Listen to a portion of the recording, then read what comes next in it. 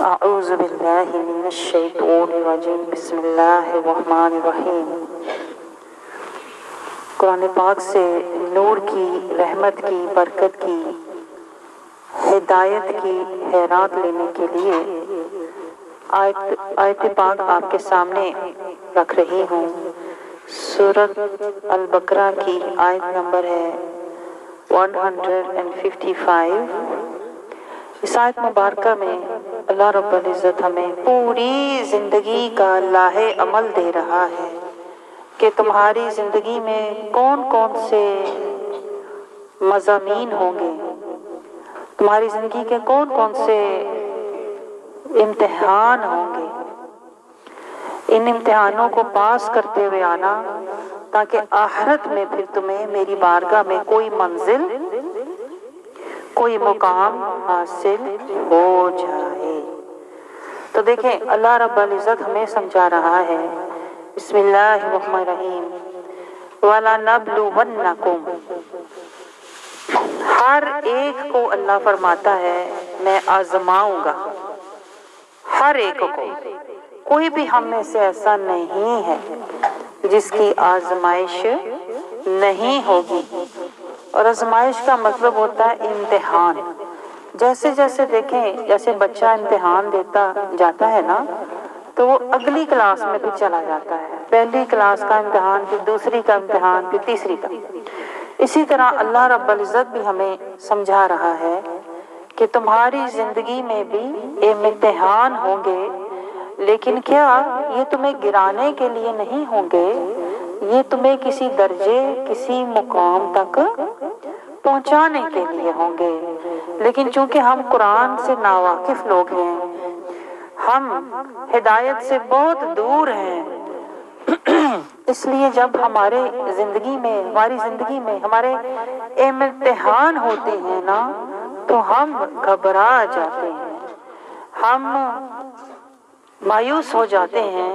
یعنی شیطان، دیکھیں جیسے جیسے ہمارے امتحان ہوتے ہیں نا، شیطان بھی ساتھ ساتھ ہوتا ہے، اور شیطان ہر امتحان پر ہمارے دل میں وسوسات ڈالتا ہے، ہمیں اللہ کی بارگاہ سے دور کرنے کی کوشش کرتا ہے۔ حالانکہ ہر امتحان اس لیے آتا ہے کہ ہم اللہ کے قریب ہوتے جائیں۔ آپ سمجھ رہے ہو؟ تو اللہ رب العزت ہمیں سورۃ البقرہ میں ہی سمجھا رہا ہے۔ دیکھیں سورۃ بقرہ قرآن پاک کی سورۃ فاتحہ کے بعد پہلی ہی سورہ ہے۔ تو اللہ تعالیٰ دیکھیں آغاز میں ہی ہمیں سمجھا رہا ہے قرآن پاک کے، تاکہ ہماری زندگی کے آغاز میں ہی ہمیں سمجھ آ جائے کہ یہ زندگی ہے کیا، اور اس زندگی میں میرے ساتھ ہوگا کیا۔ لیکن چونکہ ہم قرآن کو سمجھتے ہی نہیں، اس لیے زندگی پوری گزار دیتے ہیں، لیکن پتہ ہی نہیں ہوتا کہ میری زندگی میں کون کون سے مراحل تھے، کون کون سے امتحان تھے، اور میں نے ان میں سے کیسے گزرنا تھا۔ اس لیے ہم ساری زندگی روتے پیٹتے، شکوے شکایتیں، دکھڑے سناتے گزار دیتے ہیں۔ حالانکہ اللہ کا مقصد کیا تھا؟ اللہ فرماتا ہے وَلَنَبْلُوَنَّكُمْ، میں تم میں سے ہر ایک کو آزماؤں گا، ہر ایک کی آزمائش ہوگی۔ بِشَيْءٍ مِّنَ الْخَوْفِ، پہلی آزمائش جو تمہاری ہوگی وہ خوف سے ہوگی، جس کو آج کے دور میں مینٹل سٹریس کہتے ہیں۔ آپ سمجھ رہے ہیں؟ جو کہ ہر کسی کو ہوتا ہے، کسی نہ کسی سٹیج پر۔ کوئی ہمارا کام نہیں ہوتا، کوئی ہماری کہتے ہیں نا مشکل آسان نہیں ہوتی، حاجت پوری نہیں ہوتی، ہم مینٹلی سٹریس میں چلے جاتے ہیں، ہم بہت زیادہ پریشر فیل کرنے لگ جاتے ہیں، ڈپریشن میں چلے جاتے ہیں۔ لیکن اللہ یہ کس لیے دیتا ہے؟ اللہ تو اس لیے دیتا ہے کہ تو جب دنیا میں تیرے اوپر خوف آئے تو اس کو چھوڑ کر اللہ کی خشیت والا بن جا۔ تو یہ سوچ کہ اگر دنیا میں مجھے تھوڑی سی عزت یا میرا کام نہیں ہوا تو کوئی بات نہیں، مجھے تو آخرت کی فکر کرنی ہے، دنیا میں عزت نہیں ملی تو کیا ہوا، مجھے تو آخرت کی اللہ کی بارگاہ میں عزت کی فکر کرنی چاہیے، مجھے تو تقویٰ کی فکر کرنی چاہیے۔ لیکن ہوتا کیا ہے، شیطان ہمیں خوف سے ہمارے اندر اتنی فکر پیدا کر دیتا ہے کہ ہم ڈپریشن میں چلے جاتے ہیں۔ حالانکہ ہونا یہ چاہیے تھا کہ دنیا میں جب کسی چیز نے ہمیں خوف زدہ کیا تو ہمیں سوچنا چاہیے کہ یہ تو چیز کچھ بھی نہیں ہے، یہ بیماری تو کچھ بھی نہیں ہے، یہ حادثہ تو کچھ بھی نہیں ہے، ابھی تو قبر کی اور حشر کی منزلیں باقی ہیں، یہ دنیا تو صرف ایک جھلک ہے، ابھی تو آخرت میں پورا سمندر باقی ہے۔ آپ سمجھ رہے ہیں؟ تو ہمیں دنیا کے خوف سے اللہ کی خشیت ہمارے دل میں آنی چاہیے تھی۔ اور جب اللہ کہتا ہے تمہارے دوسری آزمائش جو ہوگی وہ بھوک کی آزمائش ہوگی، جس کو ہم کہتے ہیں کہ میری یہ ڈیزائر ہے، میری یہ وش ہے، میری یہ چاہت ہے، تو اللہ کہتا ہے تیرے اوپر بھوک کی آزمائش آئے گی، لیکن تو اس میں کیا کرنا، اگر تیری دنیا کی حاجت پوری نہ ہو تو اس کو چھوڑ کر اپنے رب کی اطاعت میں لگ جانا۔ پھر تیری تیسری آزمائش ہوگی وَنَقْصٍ مِّنَ الْأَمْوَالِ، تیرے مال میں نقصان ہوگا تو تو مال کی فکر چھوڑ کر ایمان کی فکر میں لگ جانا۔ اور پھر وَالْأَنفُسِ، تیری جان کے اوپر بیماریاں آئیں گی، تو اپنی جان کی فکر چھوڑ کر قرآن کی طرف لگ جانا۔ آپ نے دیکھا اللہ تو ہر آزمائش سے ہمیں کیا دینا چاہتا ہے، جو علامہ اقبال نے کہا تھا تم دیے باد صبا سے نہ گھبرا اے عقاب، یہ تو چلتی ہے تجھے اونچا اڑانے کے لیے، لیکن شیطان آ کے ہمیں نیچا گرا دیتا ہے۔ تو آخری آزمائش اللہ تعالیٰ نے جو قرآن پاک میں فرمائی ہے وَالثَّمَرَاتِ، تیرے پھلوں میں نقصان کی آزمائش ہوگی، تیری اولاد ہو سکتا ہے تیری نافرمان ہو جائے، تیری اولاد ہو سکتا ہے دنیا سے چلی جائے، تیرے سے پہلے ہی چلی جائے، یہ نقصان ہوگا، لیکن کیا تو مال جان اور جب اولاد کا نقصان ہونا تو رحمان کو راضی کرنے والا بن جا۔ اور آخر میں اللہ وعدہ کیا کر رہا ہے وَبَشِّرِ الصَّابِرِينَ، تجھے میری بارگاہ سے ایک مقام مل جائے گا، تجھے میرا ساتھ مل جائے گا کہ صابرین وہ ہوتے ہیں ان اللہ مع الصابرین۔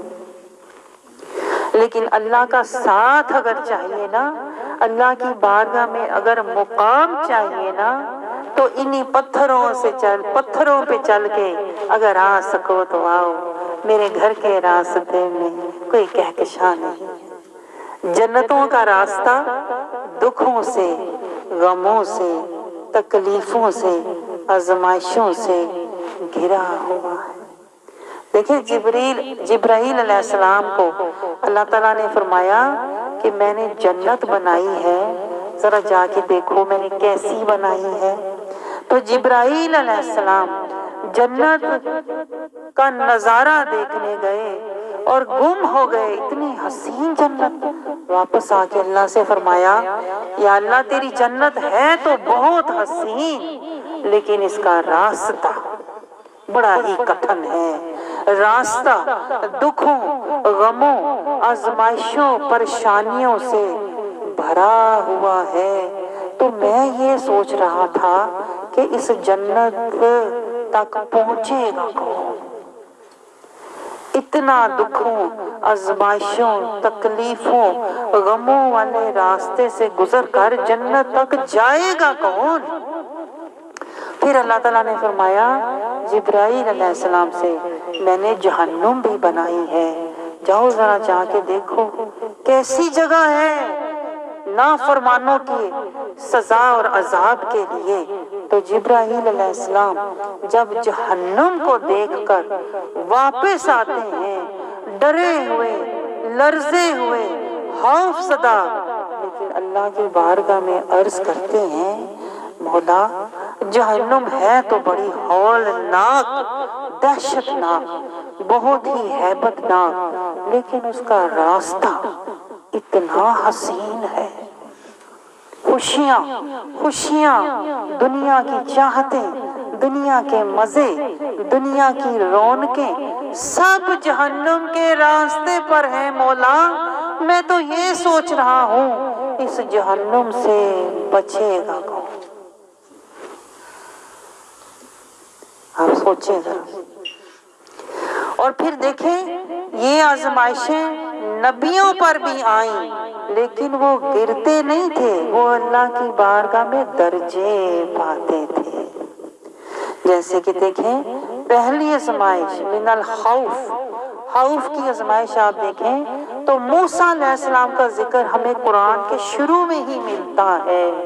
موسیٰ علیہ السلام پر ہر جگہ خوف کی آزمائشیں آتی رہیں۔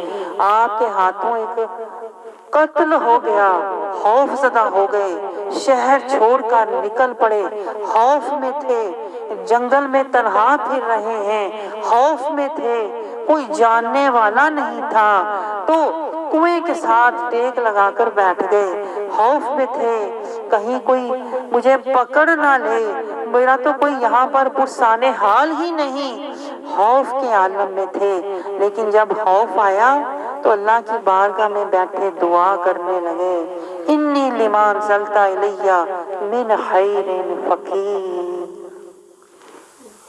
تو آپ نے دیکھا خوف نے انہیں رب سے دور نہیں کیا اور قریب کر دیا، اور عرض کرنے لگے مولا تو میں تو تیرا منگتا ہوں، مجھے تیری بارگاہ سے خیر کی خیرات چاہیے۔ اور پھر جو کی آزمائش دیکھیں، بھوک کی آزمائش ہر نبی پر آئی، نوح علیہ السلام پر بھی آئی، بڑی چاہت تھی، 950 سال تک دل میں چاہت رکھی، کوشش کی کہ میری قوم میری بات مانے، نہیں مانی۔ اہی اللہ کی بارگاہ میں دعا کرتے ہیں، یا اللہ میں نے تو ہر طریقے سے کوشش کی، اب اجر تو مجھے تو ہی دینے والا ہے، صبر بھی دے دے اور اجر بھی دے دے اور ان ظالموں کو برباد کر دے۔ لیکن آپ نے دیکھا بھوک کی آزمائش نبی پر آئی تو اسے کوئی درجہ دے گئی، اللہ کی قربت دے گئی۔ اور تیسری آزمائش دیکھیں وَنَقْصٍ مِّنَ الْأَمْوَالِ، مال میں جب نقصان ہوا تو کیا نہیں ہوا، کس نبی کا نہیں ہوا مال میں نقصان؟ دیکھیں حضرت ایوب علیہ السلام کا کتنا نقصان ہوا، سب اللہ کا دیا ہوا جو مال تھا، آل اولاد تھی، جو صحت تھی، سب ختم ہو گئی، لیکن وہ اللہ سے مایوس نہیں ہوئے اور قریب ہو گئے۔ اسی طرح دیکھیں جان کی آزمائش دیکھیں ہر نبی پر آتی ہے، والانفسی، یعقوب علیہ السلام پر، یوسف علیہ السلام پر، ہر نبی پر جان کی آزمائش بھی آئی، لیکن وہ اپنے رب کو یاد کرتے رہے، اپنے رب کی اطاعت، محبت اور قربت میں تڑپتے ہی رہے۔ پھر دیکھیں والثمرات، اور پھلوں کے نقصان کی آزمائش دیکھیں ہر نبی پر آئی، یوسف علیہ السلام پر بھی آئی، یونس علیہ السلام پر بھی آئی، ہر نبی کو جان میں، مال میں، اولاد میں نقصان ہوا، لیکن انہوں نے اس سے رحمان سے اور قریب ہو گئے، اللہ کی اور محبت اور قربت پالی۔ اور یہی آزمائشیں اب آپ دیکھیے امام حسین رضی اللہ تعالیٰ عنہ پر بھی آئی۔ دیکھیں عام لوگوں پر یہ آزمائشیں ایک ایک آتی ہیں، ایک ایک کر کے ایک وقت میں ایک آتی ہے تو ہم گھبرا جاتے ہیں۔ حضرت امام حسین رضی اللہ تعالیٰ عنہ پر کربلا کے میدان میں ساری آزمائشیں ایک دم آ گئیں، خوف بھی تھا دشمنوں کا، اور دل میں خوف انہیں کیا تھا؟ خوف انہیں اپنی جان کا نہیں تھا، خوف تو انہیں یہ تھا کہ لوگ قرآن والے بن جائیں، لوگ قرآن سے دور ہو رہے ہیں۔ خوف یہ تھا لوگ قرآن کی تعلیمات کو بھلاتے جا رہے ہیں۔ اور دیکھیں ان کی بھوک کیا تھی، انہیں اپنی جان کی بھوک نہیں تھی کہ میری جان بچ جائے، انہیں یہ تھا کہ لوگ فرقان والے بن جائیں، حق والے بن جائیں۔ اور دیکھیں انہیں جو نقصان ہوا تھا مال کا، انہیں اپنے مال کی فکر نہیں تھی، انہیں ایمان کی فکر تھی۔ اور جب والانفس والثمرات، اور جب اپنی جان پر ان کے بن گئی تو وہ ایمان کی فکر میں تھے۔ اور جب ثمرات کے نقصان کی باری آئی، جب گھر بار آل اولاد شہید ہونا شروع ہو گئے تو وہ رحمان کو راضی کرنے کی فکر میں تھے۔ آپ کو سمجھ آیا؟ عام لوگ تو اپنی جان کی فکر کرتے ہیں نا، اپنی ذات کی فکر کرتے ہیں، لیکن جو اللہ کے بندے ہوتے ہیں نا وہ خوف زدہ ہوتے ہیں تو دنیا سے نہیں، انہیں قرآن کی فکر ہوتی ہے، اور جو کی جگہ انہیں فرقان کی فکر ہوتی ہے، اور نقص اموال کی جگہ انہیں ایمان کی فکر ہوتی ہے، اور والثمرات کی جگہ انہیں رحمان کی فکر ہوتی ہے۔ تو آپ نے دیکھا عام لوگ اپنی ذات کے لیے روتے ہیں، لیکن جو اللہ والے ہوتے ہیں نا وہ قرآن کے لیے، فرقان کے لیے، ایمان کے لیے اور رحمان کے لیے روتے ہیں۔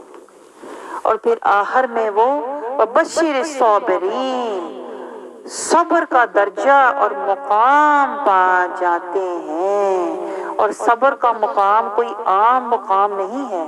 دیکھیں حضرت امام حسین رضی اللہ تعالیٰ عنہ گھر سے نکلے تھے، دین کی فکر میں نکلے تھے، انہیں خوف تھا تو یہ تھا کہ کہیں دین کی قدریں نہ مٹ جائیں، کہیں دین کی حقیقت نہ مٹ جائے۔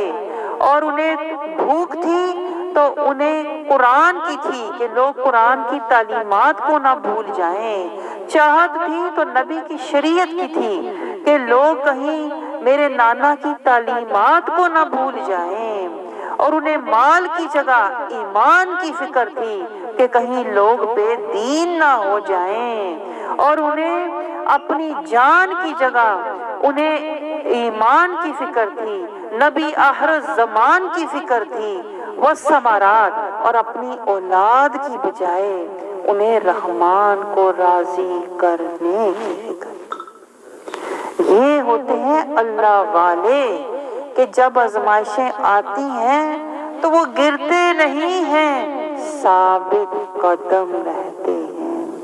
وہ آزمائشوں سے، دکھوں سے، غموں سے بھاگتے نہیں ہیں، بلکہ وہ اللہ کی طرف بھاگتے ہیں۔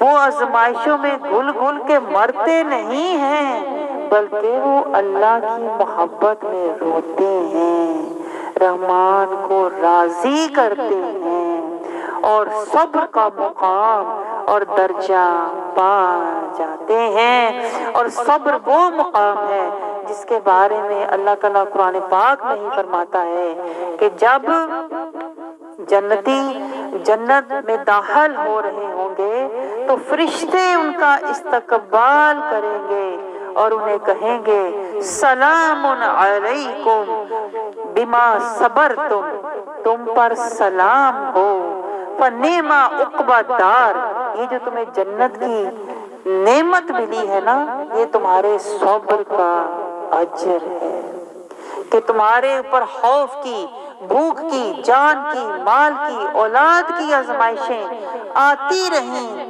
لیکن کیا تو اللہ کا ذکر کرتا رہا، تو آخرت کی فکر کرتا رہا، تو رب کا شکر کرتا رہا، تو حق پر صبر کرتا رہا، تو اللہ پر توکل کرتا رہا، تو رب کو راضی کرتا رہا، تو آج رب تجھے راضی کرے گا۔ ارجعی، آجا، اب داخل ہو جا، اللہ تجھے راضی کرے گا اور اپنے بندوں میں اور جنتوں میں تجھے شامل کر لے گا۔ اللہ رب العزت ہمیں آزمائشوں کی حقیقت سمجھنے والا بنائے، اور ہمیں اللہ تعالیٰ हमारी जिंदगी में आने वाली मुसीबतों को समझने वाला बनाए और इससे अल्लाह ताला हमें कोई मर्तबा, कोई मुकाम हासिल करने वाला बनाए, ताकि हम दुनिया में हमारी जितनी जिंदगी है हम शिकवे शिकायत की बजाय हम अल्लाह के जिक्र में, आखिरत की फिक्र में हर दम अपने रब का शुक्र, सब्र, तवक्कुल अल्लाह और रदी अल्लाह में जिंदगी गुजारने वाले बन जाएं, ताकि ये हमारा जीना बेकार ना हो, बल्कि आखिरत में हमें अल्लाह की बारगाह में हजरत इमाम हुसैन रज़ी अल्लाह ताला अन्हु की तरह कोई दर्जा, कोई मुकाम हासिल हो जाए।